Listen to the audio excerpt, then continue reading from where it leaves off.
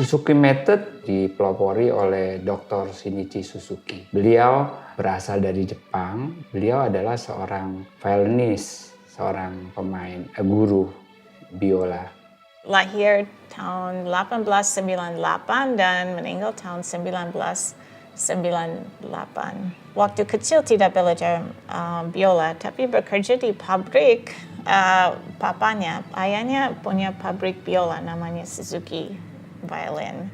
Dan salah satu hari waktu dia masih sekolah, mungkin umur 17-18an, dia mendengarkan suara pemain biola terkenal di dunia namanya Mischa Elman. Mischa Elman lagi bermain Ave Maria dari Bach dan sangat-sangat indah.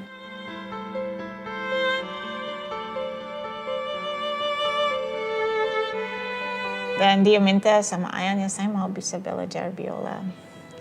Jadi dengan dukungan keluarga dia dapat belajar di Jerman dan kembali lagi ke Jepang. Dan itu sebelum Perang Dunia Kedua. Beliau mengamati anak-anak, kok anak-anak ini muda sekali untuk anak-anak yang masih kecil sekali gitu. Langsung mendengar orang tuanya bicara bahasa ibu mereka langsung bisa meniru dengan mudah.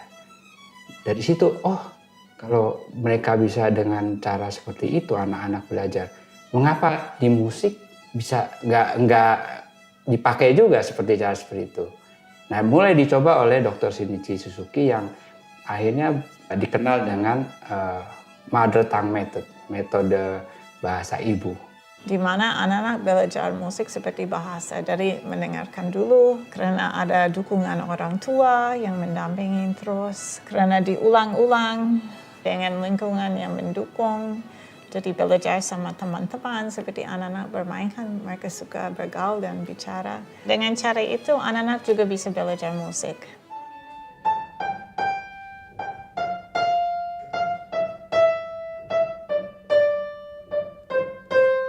Anak-anak waktu mulai belajar itu seringkali di dalam metode tradisional mereka memakai cara untuk membaca. Jadi memakai mata untuk membaca not-not. Tetapi sebetulnya cara ini kurang begitu pas. Karena pada dasarnya mata itu sampai matang itu kira-kira di usia 6 tahun. Jadi di bawah usia 6 tahun itu sebetulnya mata itu belum terlalu berkembang sempurna. Tetapi telinga kita ajaibnya waktu masih di dalam kandungan itu sudah bisa mendengar dengan sempurna, dengan baik.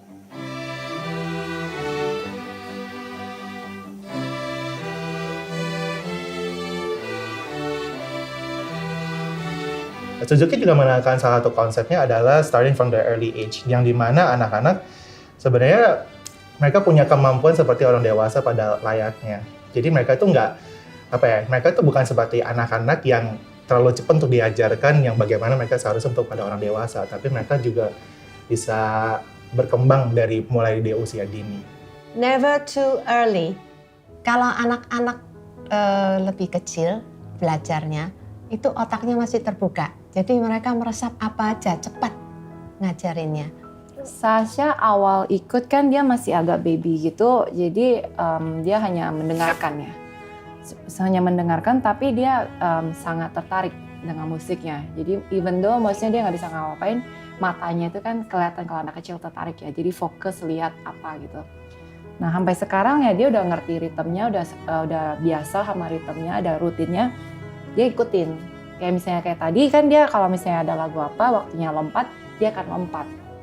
Jadi waktunya akan jalan, dia tahu kapan jalan, kapan berhenti, dia ikutin ketukan musik juga. Walaupun mungkin tidak bisa nyanyi full lagu, kadang-kadang dia juga humming.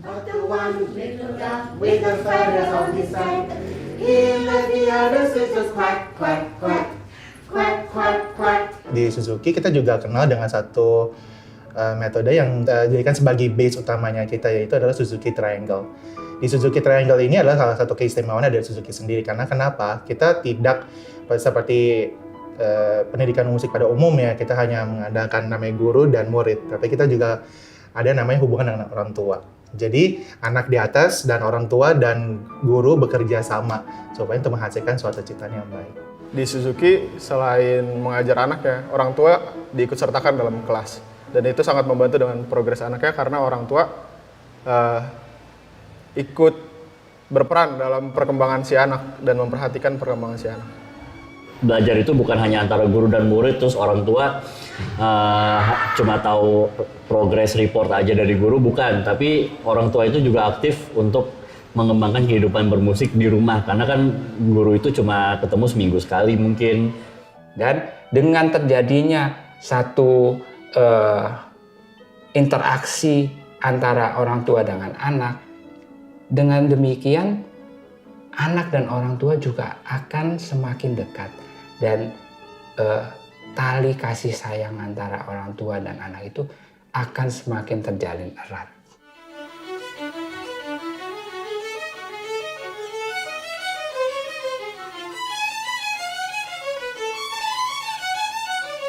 Suzuki Method masuk di Indonesia tahun 2009.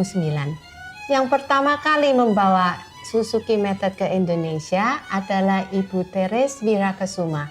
Suzuki Music Association of Indonesia itu sekarang ada di beberapa kota di Indonesia. Seperti ada di Medan, di Bali, di Manado, Surabaya, dan Probolinggo. Dan ada di Jakarta dan Tangerang. Program dari Suzuki sendiri itu ada banyak sebenarnya.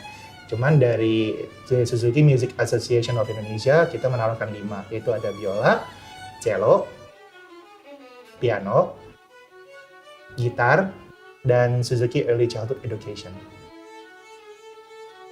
Kami dari Suzuki Music Association dari dulu ada mission untuk membawa Suzuki Method ke anak-anak di seluruh dunia, apapun anak yang dari golongan yang lebih punya sama anak-anak yang mungkin kurang punya kesempatan untuk belajar alat musik. Dan saya senang sekali ada beberapa anggota kami yang buat foundation namanya B Sharp Foundation. B Sharp adalah salah satu program dari Suzuki untuk mengajak anak-anak untuk belajar musik klasik tanpa dipungut biaya sehingga tidak membebankan orang tua.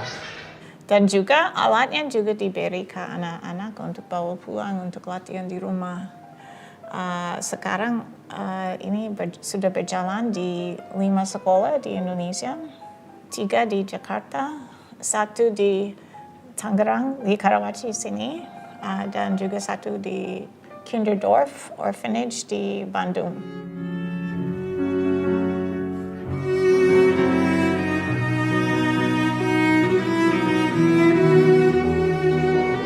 Walaupun saya sudah memiliki jam terbang sebagai performer atau penampil, tapi saya juga memilih untuk mengajar karena menurut saya ilmu untuk bermain cello khususnya di Indonesia itu masih perlu banyak dikembangkan, dan juga Indonesia perlu makin banyak pemain cello yang belajar dari kecil.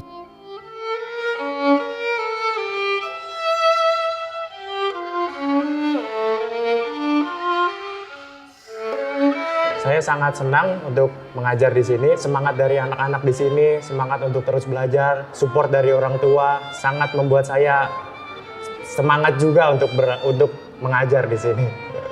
Anak-anak cukup semangat dan senang sekali bisa belajar dalam Suzuki Method, dan ada lebih dari 100 anak. Jadi kami senang sekali karena impiannya mungkin bisa terwujud bahwa semua anak di Indonesia bisa belajar musik.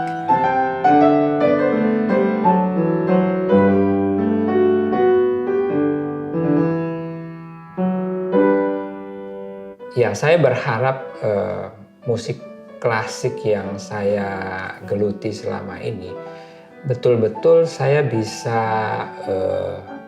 merangsang atau membagikan lah kepada murid-murid saya sehingga mereka itu mengerti, dan bukan hanya mengerti, mereka juga bisa merasakan bahwa ini sebetulnya adalah musik yang baik yang perlu mereka nikmati, mereka mainkan. Dan bukan itu saja, mereka bisa juga membagikan kepada masyarakat.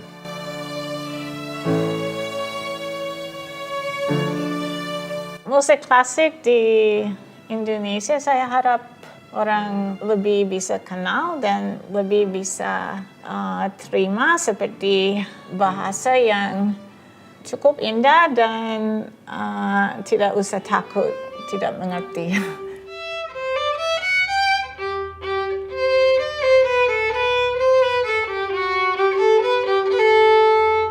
Harapan saya untuk kedepannya, terutama untuk guru-guru atau edukator musik klasik di Indonesia, adalah untuk mereka ada perubahan hati dan mental mereka sih. Saya percayanya adalah seorang guru punya hati yang baik, anak-anaknya juga pasti akan berubah secara hati dan secara mental mereka juga.